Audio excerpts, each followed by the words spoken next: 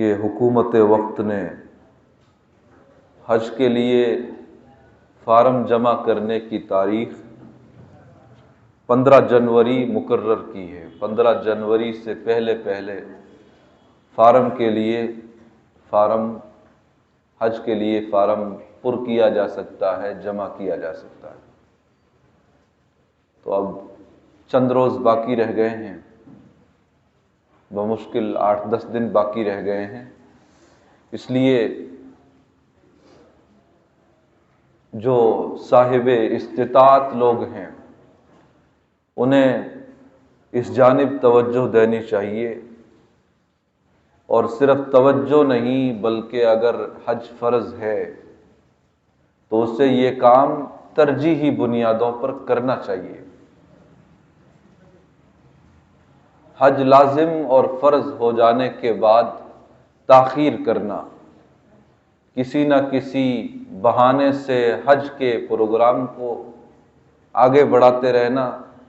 یہ اچھی چیز نہیں ہے۔ اللہ کا کوئی بھی حکم ہو اس کو لپک کر پورا کرنا چاہیے، جتنا جلدی ہو سکے اس حکم کو بجا لانا چاہیے، چاہے وہ نماز ہو، چاہے وہ زکوٰۃ ہو، چاہے وہ حج ہو، چاہے وہ روزہ ہو۔ آدمی کو اللہ کا ہر حکم اپنے وقت پر پورا کر لینا چاہیے، تاکہ خدا نہ خواستہ اگر موت آ جائے تو اس حال میں آئے کہ اللہ کا کوئی حق اس کے ذمے باقی نہ ہو، وہ ہر طرح کے حقوق کو ادا کر کے اپنے خالق اور مالک کی بارگاہ میں حاضر ہو جائے، اور اس طرح اس کی عاقبت، اس کی آخرت کی زندگی کامیابی سے ہمکنار ہو جائے۔ کتنے واقعات ہم دیکھتے ہیں کہ آدمی شادی کے بعد اس حال میں دنیا سے چلا جاتا ہے کہ بچے ابھی چھوٹے تھے، لیکن اللہ کا نظام ہے، بچے پلتے ہیں، بڑھتے ہیں، تعلیم حاصل کرتے ہیں، کاروبار سے جڑتے ہیں، ان کی شادیاں ہوتی ہیں، آگے ان کی اولاد ہوتی ہے، سارے کام اپنے اپنے وقت پر ہوتے رہتے ہیں۔ اس لیے شادیوں کو ذہن میں لا کر، کاروبار کو ذہن میں لا کر حج جیسے اہم فریضے کی ادائیگی میں تاخیر کرنا، ٹال مٹول سے کام لینا، یہ اچھی علامت نہیں ہے۔ جیسا کہ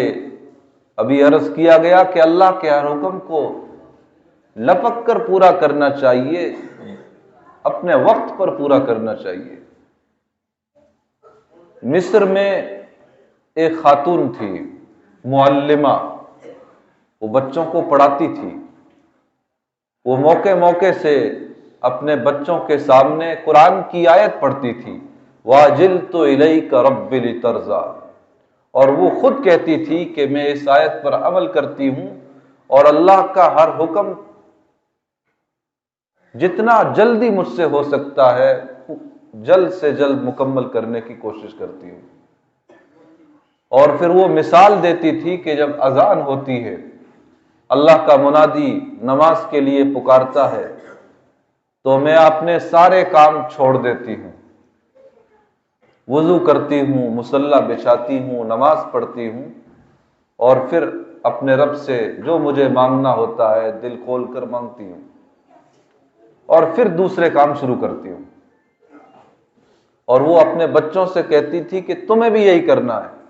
کہ جب اللہ کا کوئی حکم سامنے آ جائے تو پھر دوسرے کام آگے پیچھے کر کے سب سے پہلے اللہ کا حکم پورا کرنا ہے۔ تو آپ جانتے ہیں اس عورت کو اللہ تعالیٰ نے کیسی عزتوں والی موت عطا فرمائی۔ ایک دفعہ وہ روٹیاں بنا رہی تھی، کھانا بنا رہی تھی کہ اس دوران اذان شروع ہو گئی، تو اس نے اپنی عادت کے مطابق وہ کھانا بنانے کا کام وہیں چھوڑ دیا، وضو کیا، مصلی بچھایا، نماز پڑھنا شروع کر دی۔ پیچھے سے اسی دوران ان کا شوہر آیا تو اس نے دیکھا کہ کھانا تقریباً بن کر تیار ہو گیا تھا، تھوڑا بہت باقی رہ گیا تھا۔ اپنی بیوی سے وہیں سے کہنے لگا کہ یہ تھوڑا سا کام باقی رہ گیا تھا، یہ بھی پورا کر کے پھر آپ نماز پڑھ لیتی۔ تو وہ اپنے طور پر یہ باتیں کرتا رہا، لیکن بیوی کی طرف سے کوئی جواب نہیں۔ تو وہ اس کمرے کی طرف گیا جس میں ان کی بیوی نماز پڑھ رہی تھی، دیکھا کہ وہ مصلی پر ہے اور سجدے کی حالت میں ہے۔ تھوڑی دیر انتظار کیا کہ نماز پوری کر لیں، لیکن 2 منٹ 3 منٹ 4-5 منٹ ہو گئے تو ان کو شک ہوا۔ تو انہوں نے جا کر جب اپنی بیوی پر ہاتھ رکھا اور ہلایا جلایا تو انہیں اندازہ ہوا کہ یہ تو اس دنیا میں نہیں رہی۔ تو دیکھیے، جو بندی اللہ کے ہر حکم کو لپک کر پورا کرتی تھی، دوسرے کاموں کو آگے پیچھے کر کے سب سے آگے اللہ کے حکم کو رکھتی تھی، تو اللہ تعالیٰ نے اس کو کیسی عزت کی موت عطا کی کہ اپنے گھر بلایا تو نماز کی حالت میں اور نماز کے بھی سجدے میں اپنے یہاں بلایا۔ اگر وہ عورت اللہ کے اس حکم کو اس طرح لپک کر پورا نہ کرتی اور چند منٹوں کی کھانے کے بہانے تاخیر کر دیتی تو ظاہر ہے کہ اس کی موت سجدے کی حالت میں نہ آتی بلکہ کچن میں آتی۔ تو بہرحال یہ تو حدیث میں بھی ہے کہ جو بندہ اللہ کی طرف بڑھتا ہے، اللہ تعالیٰ بھی اپنی خصوصی عنایات توجہات اس کی جانب مبذول فرماتے ہیں۔ یہ تو حدیث میں بھی ہے، کوئی بندہ چل کر جاتا ہے اللہ تعالیٰ اس کی طرف دوڑ کر آتے ہیں، ایک بالش بڑھتا ہے اللہ ایک ہاتھ بڑھتے ہیں۔ تو اس لیے ہمیں اللہ کا یہ حکم جو حج کی شکل میں صاحب استطاعت لوگوں پر فرض ہے، لازم ہے، واجب ہے، انہیں اللہ کا یہ حکم اسی طرح اجرت کے ساتھ لپک کر پورا کرنا چاہیے۔ جہاں تک رزق کی بات ہے، روزی کی بات ہے، تو یہ تو اللہ تعالیٰ نے جو نصیب میں لکھ دی ہے وہ ملنی ہے۔ حج سے متعلق، عمروں سے متعلق اللہ کے نبی صلی اللہ علیہ وسلم نے فرمایا کہ حج کرنے سے، عمرے کرنے سے تو مال میں اور اضافہ ہوتا ہے، آدمی کی غریبی ختم ہوتی ہے۔ جو بات اللہ فرمائے، اللہ کا رسول فرمائے، ظاہر ہے کہ اس میں شک اور شبے کی کوئی گنجائش نہیں، جو فرما دیا تو وہ ہونا ہے۔ اس لیے رزق کے تعلق سے، کاروبار کے تعلق سے آدمی کو کوششیں تو ضرور کرنی چاہیے شریعت کے دائرے میں رہ کر، لیکن رزق کو اور کاروبار کو بہانہ بنا کر آدمی نمازوں سے دور ہو جائے، روزوں سے دور ہو جائے، حج جیسے اہم فریضے سے دور ہو جائے، دوسرے کاموں میں ٹال مٹول کرے، تو یہ شرعی نقطۂ نظر سے اس آدمی کے حق میں اچھی بات نہیں بلکہ خطرے کی گھنٹی ہے۔ اللہ نے اگر رزق لکھا ہے تو وہ مکہ میں جا کر مل جائے گا، مدینہ میں جا کر مل جائے گا، اور ایسا ہوا ہے۔ مشہور مورخ ابن جریر طبری رحمۃ اللہ علیہ وہ لکھتے ہیں کہ ایک مرتبہ میں حج کے لیے مکہ مکرمہ گیا ہوا تھا، تو ایک دن صبح کے وقت میں نے دیکھا کہ ایک خراسانی حاجی، خراسانی یہ افغانستان، ایران اور بیچ کے علاقے، یہ اس زمانے میں پورا علاقہ مل کر خراسان کہلاتا تھا۔ تو ایک خراسانی اسی علاقے کا ایک حاجی صبح کے وقت میں اعلان کر رہا ہے کہ وہ مکہ کے رہنے والوں اور حج کے لیے دور دراز سے آنے والوں، میری ایک تھیلی گم ہو گئی ہے جس میں میرے 1000 دینار تھے۔ دینار سونے کا سکہ، 1000 دینار اس کا مطلب سونے کا اچھا خاصا خزانہ تھا۔ تو وہ اعلان کر رہا تھا کہ میری تھیلی گم ہو گئی ہے جس میں 1000 دینار تھے، اگر کوئی جس شخص کو یہ مل جائے وہ لا کر مجھے دے دے، اللہ اسے بہترین اجر دے گا، اللہ اسے جہنم سے آزادی عطا فرمائے۔ جب اس نے یہ اعلان کیا تو مکہ مکرمہ کا ایک بزرگ بوڑھا آدمی وہ اٹھا اور اس خراسانی حاجی سے کہنے لگا کہ او میرے خراسانی بھائی، تم اس اعلان کے ساتھ ساتھ یہ بھی اعلان کر دو کہ جو کوئی یہ میری امانت میرے حوالے کر دے گا تو میں اس کو کچھ انعام بھی دوں گا۔ کیونکہ مکہ مکرمہ کے حالات ان دنوں کچھ اچھے نہیں ہیں، یہاں زیادہ تر لوگ اس وقت غربت سے گزر رہے ہیں، تو ہو سکتا ہے کہ آپ کے اس انعام کو سن کر جس نے یہ رقم اٹھائی ہے وہ آپ کے حوالے کر دے۔ تو اس خراسانی نے کہا کہ وہ بزرگ یہ بتائیے کہ وہ انعام کتنا ہونا چاہیے؟ تو اس بزرگ نے کہا جو مکہ مکرمہ کا رہنے والا تھا، اس نے کہا کہ 1000 دینار ہیں تو کم از کم 100 دینار کا تو اعلان ہونا چاہیے انعام کا۔ تو خراسانی حاجی کہنے لگا کہ اللہ کی قسم میں اس طرح کا کوئی اعلان نہیں کرتا، جسے لوٹانا ہے اور جس کے پاس میرا یہ مال ہے وہ لا کر میرے حوالے کر دے، ورنہ کل قیامت کے دن میں اس کا دامن پکڑ لوں گا۔ تو بہرحال یہ بزرگ وہاں سے چلے گئے۔ مشہور مورخ ابن جریر طبری رحمۃ اللہ علیہ جو یہ بات اپنی کتاب میں نقل کرتے ہیں، وہ کہتے ہیں میں وہاں پر موجود تھا اور میں سمجھ گیا کہ یہ 1000 دینار کسی اور نے نہیں اٹھائے ہیں، اسی بزرگ نے اٹھائے ہیں، اور شاید یہ فقیر ہے، محتاج ہے۔ تو میں اپنے شک کو یقین میں بدلنے کے لیے اور صورتحال کو اچھی طرح سمجھنے کے لیے چپکے سے اس بزرگ کے پیچھے پیچھے چل دیا۔ تو مکہ مکرمہ کے ایک پرانے محلے کے کچے گھر میں وہ بزرگ داخل ہوئے۔ تو امام ابن جریر طبری رحمۃ اللہ علیہ فرماتے ہیں کہ میں بات سننے لگا تو اندر جاتے ہی اس بزرگ نے اپنی اہلیہ سے کہا کہ او لبابہ، دیناروں کا مالک مل گیا ہے اور اب تو یہ دینار انہیں ہر حال میں لوٹانے ہی پڑیں گے۔ تو ان کی اہلیہ کہنے لگی کہ میں 50 سال سے غربت بھری زندگی آپ کے ساتھ گزار رہی ہوں اور کئی دن سے فاقہ ہے، اور پھر ہم دونوں کی بات ہوتی تو بھی چل جاتا، ہماری 4 بیٹیاں ہیں، آپ کی 2 بہنیں ہیں، آپ کی والدہ ہیں، اس طرح ہم کل 9 آدمی ہیں، اپنا خیال نہ بھی کریں تو ان کا تو لحاظ کریں، ان کا کیا ہوگا،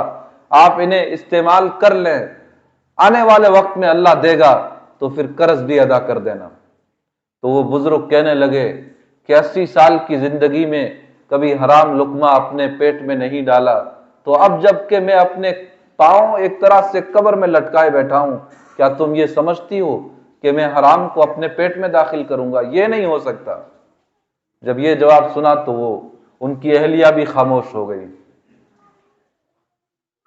تو امام ابن جریر طبری یہ بات سن رہے تھے، یہ سن کر یہ وہاں سے واپس آ گئے۔ اگلے دن جب سورج بلند ہوا تو وہی خراسانی حاجی پھر دوسرے دن اعلان کرتا ہے کہ او حج پر آنے والوں، او مکہ کے رہنے والوں، میری ایک تھیلی گم ہو گئی جس میں 1000 دینار تھے، جو کوئی لوٹا دے اللہ اسے بہترین اجر دے اور اسے جہنم سے آزادی عطا فرمائے۔ تو دوسرے دن پھر وہی بزرگ اٹھا اور کہنے لگا کہ کل بھی میں نے آپ کو مشورہ دیا تھا کہ یہاں کے حالات اچھے نہیں ہیں، غربت کے حالات ہیں، تو آپ انعام بھی مقرر کر دیں، لیکن آپ نے منع کر دیا تھا، آپ 100 دینار نہ دیں، انعام میں 10 ہی دینار دے دیں، ہو سکتا ہے کہ جس نے وہ دینار اٹھائے ہوں وہ غریب آدمی ہو، محتاج آدمی ہو،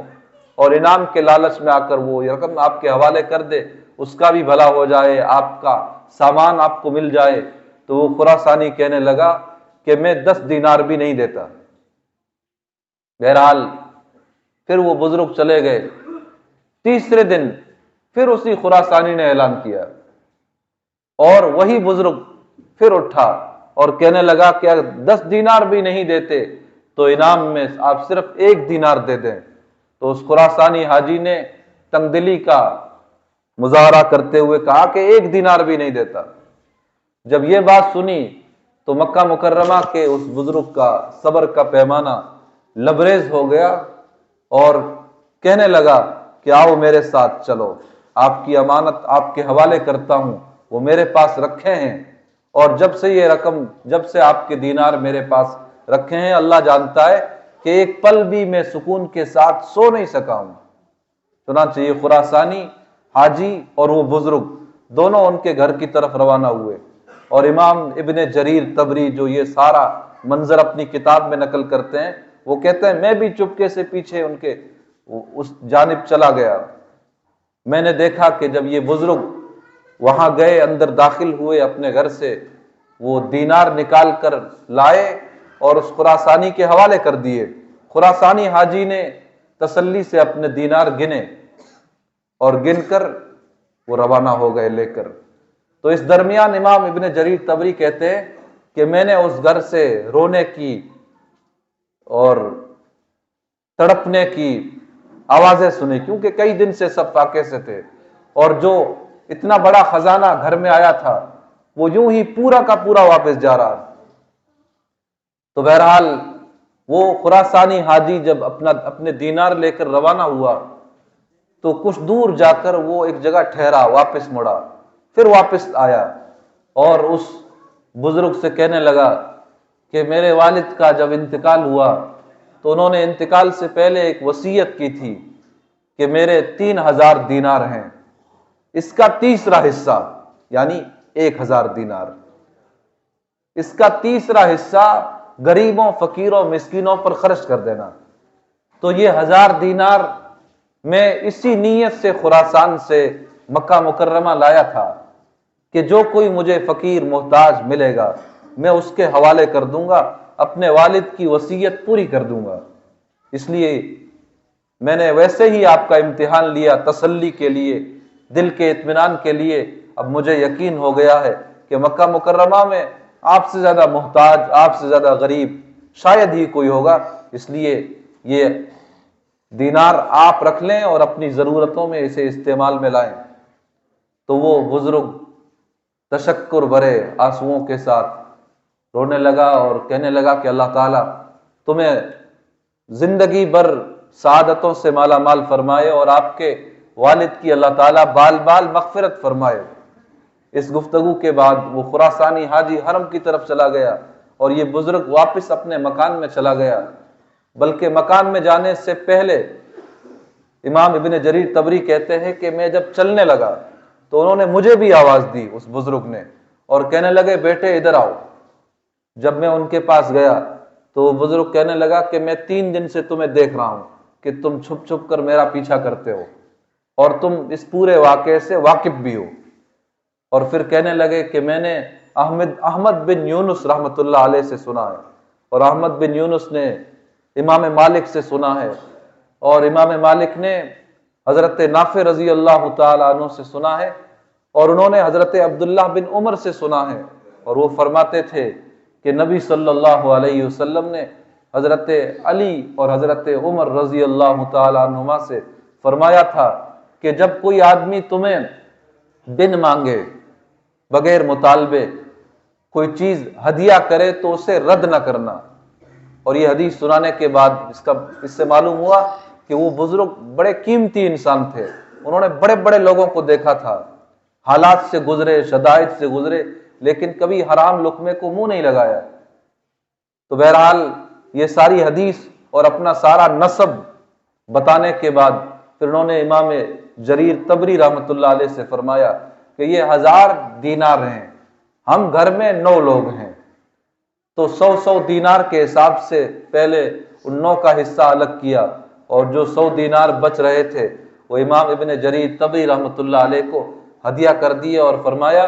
کہ یہ حلال کا مال ہے، اسے بڑی احتیاط کے ساتھ استعمال میں لانا۔ تو امام ابن جریر طبری رحمۃ اللہ علیہ فرماتے ہیں کہ 2 سال تک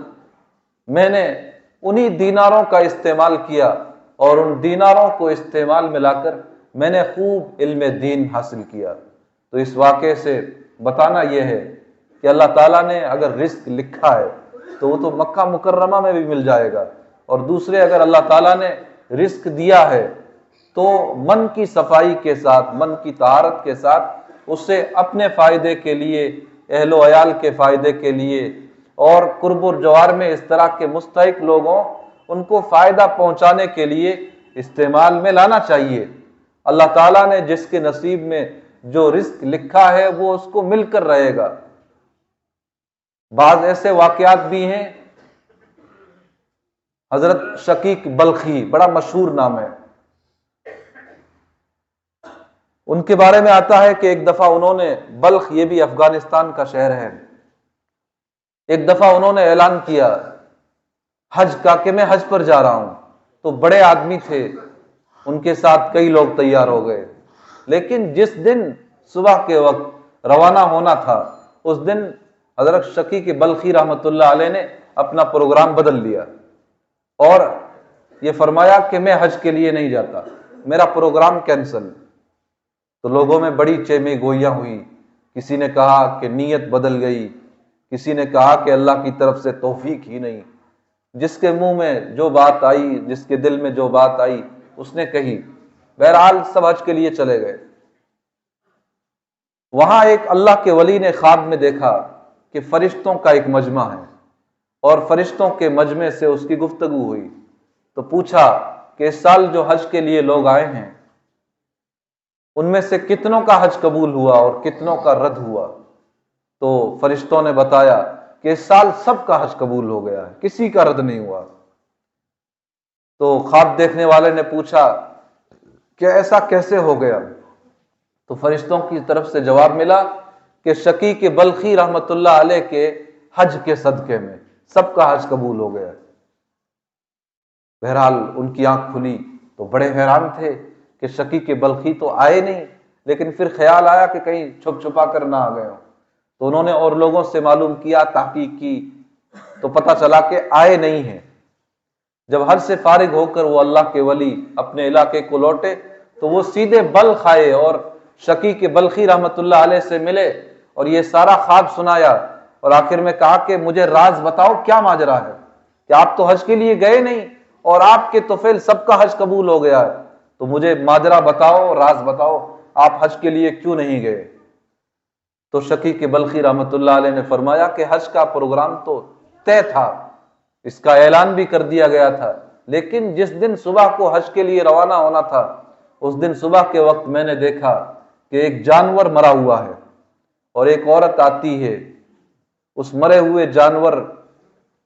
کو کاٹتی ہے اور گوشت نکالتی ہے، اور وہ گوشت نکال کر اپنے گھر کی طرف چل دیتی ہے۔ تو میں چھپ کر اس عورت کے پیچھے ہو لیا۔ جب میں چھپ چھپا کر اس کے گھر پہنچا اور اندر داخل ہوا تو میں کیا دیکھتا ہوں کہ وہ گوشت جو مردار کا، جو حرام، مردار کا گوشت تو حرام ہوتا ہے، لیکن میں کیا دیکھتا ہوں کہ اس نے ہنڈیا میں اس گوشت کو ابالنا شروع کر دیا ہے، پکانا شروع کر دیا ہے۔ تو میں نے بات کی تو وہ کہنے لگی کہ پچھلے کئی دنوں سے ہم فاقے سے ہیں،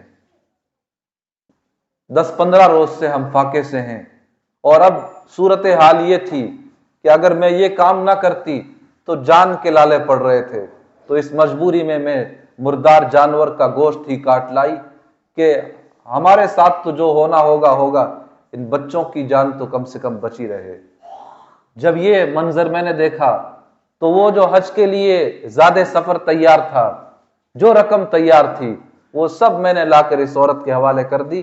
کہ اس حرام کو، اس مردار کو اپنے سے جدا کر دو، یہ رقم آپ کے حوالے ہے، آپ اپنی ضروریات میں، اپنے بچوں کی ضروریات میں اسے استعمال میں لائیں۔ تو غریبوں کی مدد، بھوکے لوگوں کی مدد، مستحق لوگوں کی مدد بھی اللہ تعالیٰ کے یہاں بڑا مقام رکھتی ہے، بڑا اجر رکھتی ہے۔ تو اللہ تعالیٰ نے مال کی شکل میں اپنی جو نعمت ہمیں عطا فرمائی ہے اس کا یہ حق ہے کہ اس سے اللہ کے حقوق، بندوں کے حقوق ادا کیے جائیں، اور بخل سے، کنجوسی سے دور رہ کر مومنانہ شان کے ساتھ زندگی گزاری جائے۔ اللہ تعالی ہم سب کو کہنے اور سننے سے زیادہ ان باتوں پر عمل درآمد کی توفیق عطا فرمائے۔ وآخر دعوانا ان الحمد للہ۔